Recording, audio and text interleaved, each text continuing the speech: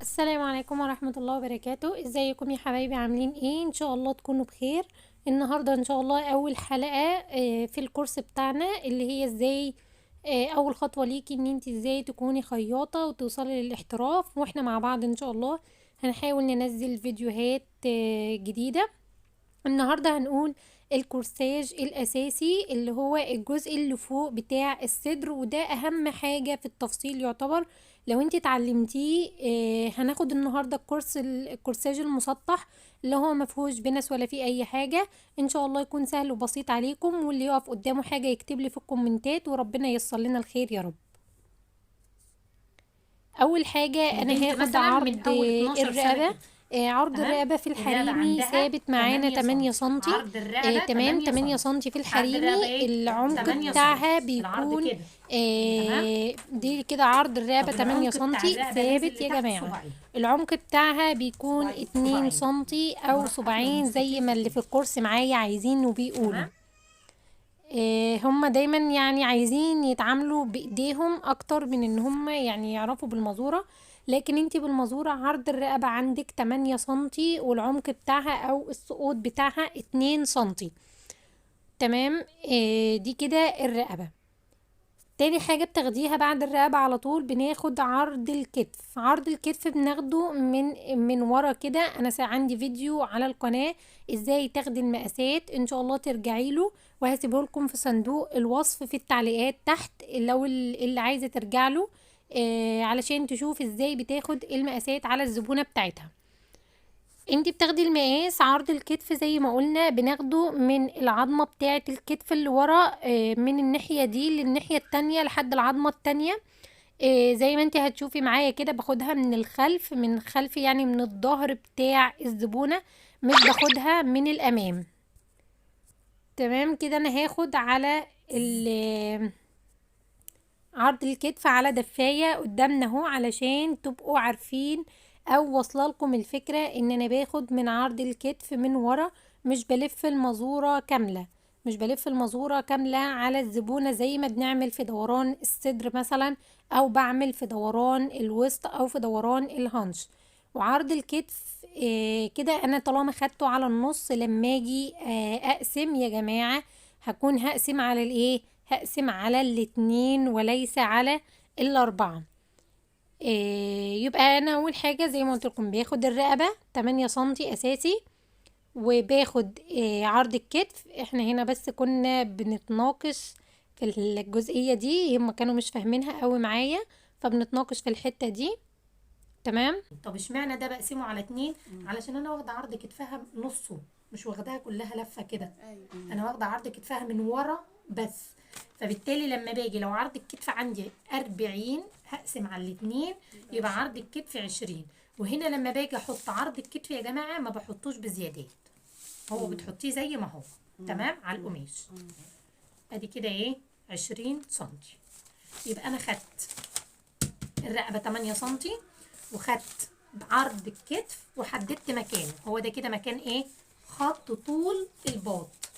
يبقى انا كده دي عملت خطوتين. اول خطوه الرقبه، عرض الرقبه، بعدين خط عرض الكتف اللي هو عرض الكتف بتاعي عشان الحته دي اللي هحط عليها حردة الايه، حردة الباط.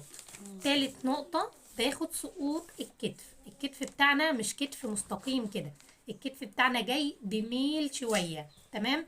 الميل بتاعك بيبقى 3 سنتي في الحريمي ثابت ما بيتغيرش. يعني هتقولي لي واحده تخينه واحده رفيعه، هقول لك لا كله زي بعضه. سقوط الكتف ثابت. بتعملي بقى دفايه، بتعملي عبايه، بتعملي دريس، بتعملي فستان، سقوط الكتف ايه يا ام محمد؟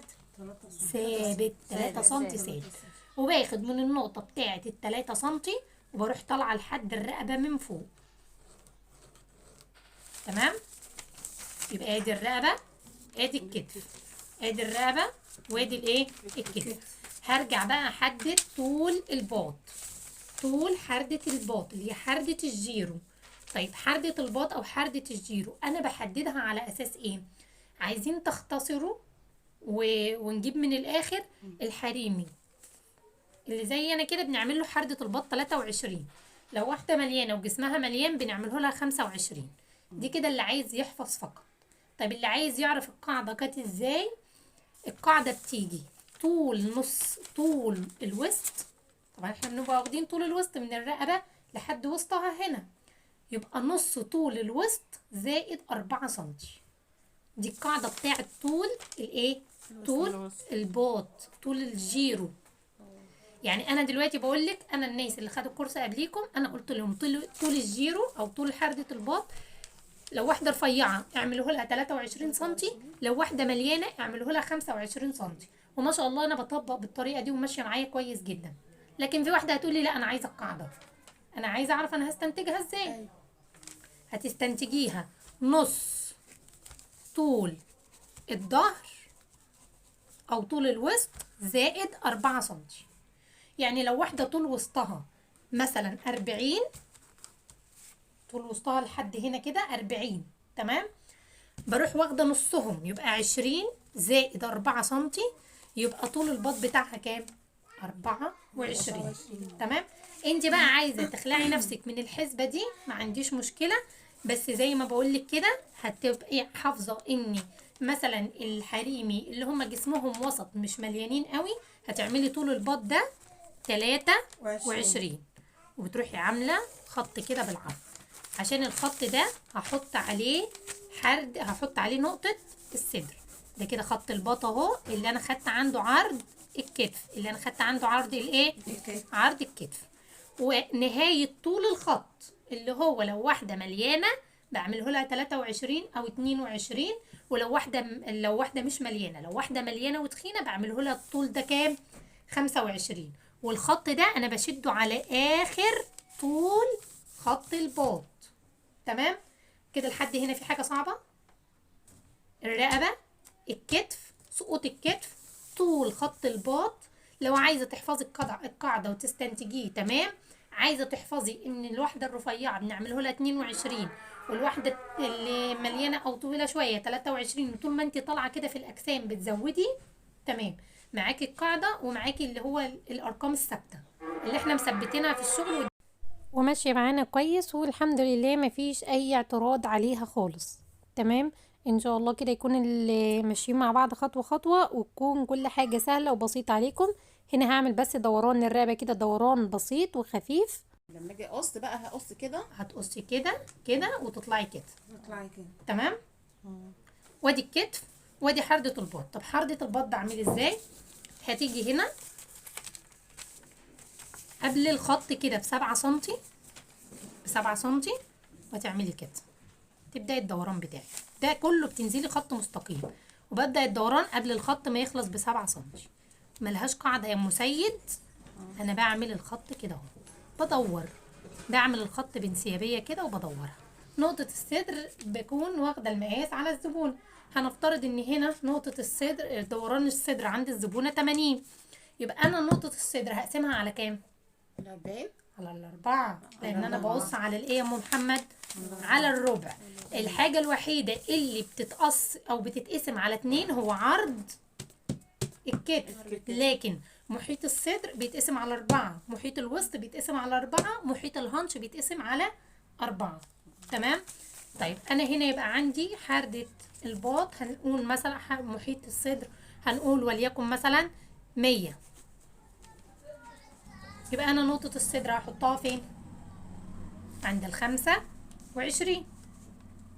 تمام، يبقى انا دوران الصدر عندي لحد هنا. تمام.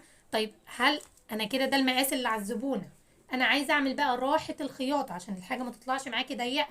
راحة الخياطة سيبي 3 سنتي، سيبي 4 سنتي، وسعي براحتك، وده هتاخديه معاكي في الخياطة وانت بتخيطي.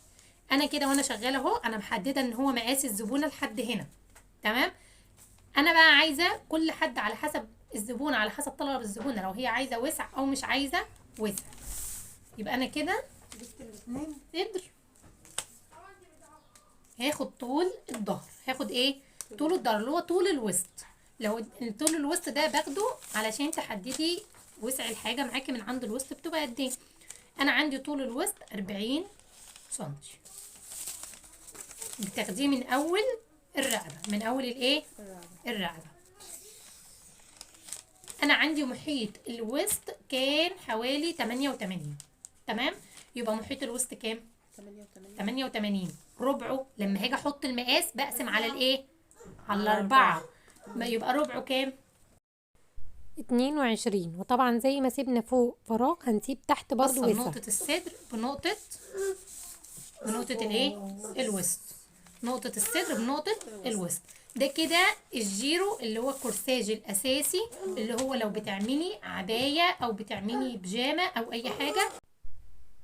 بعد كده ما خدنا النقطة بتاعت الصدر والنقطة بتاعت الوسط، وطبعا زي ما انت سايبة راحة الجسم فوق في الصدر 3 سنتي، بتسيبي برضو في الوسط نفس ال3 سنتي، يعني بتسيبي نفس النقطة. لو مش هتسيبي خلاص تمام ما تسيبيش، لو مش سايبة في الصدر يبقى مش هتسيبي في الوسط.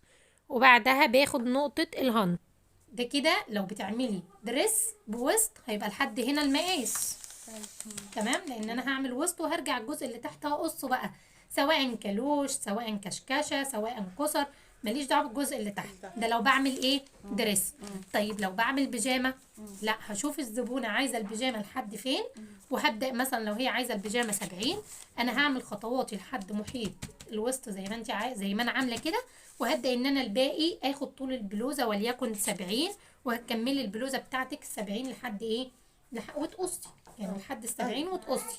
تمام، وبتنزلي يعني مثلا دلوقتي واحده عايزه عبايه نازله على واسع، عبايه قطيفه او عبايه خروج او عبايه بس بتقولك عايزه الديل بتاعها واسع جدا، بعمل ايه؟